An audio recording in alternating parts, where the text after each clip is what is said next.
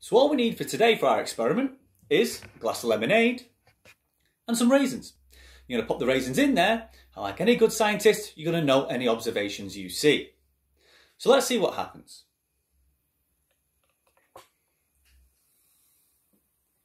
So as you can see initially, our raisins sink. But then suddenly start to rise up to the top before falling back down again.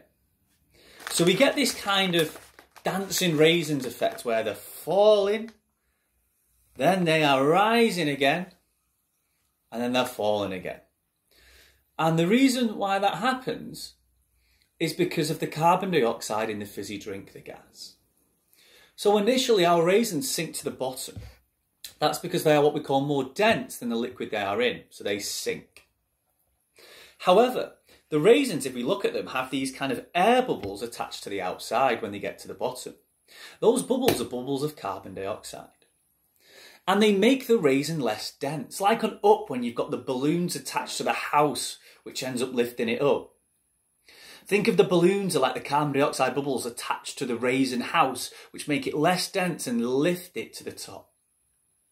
However, when those raisins get to the top, the carbon dioxide escapes, they lose those bubbles, they become more dense, so they fall back down again.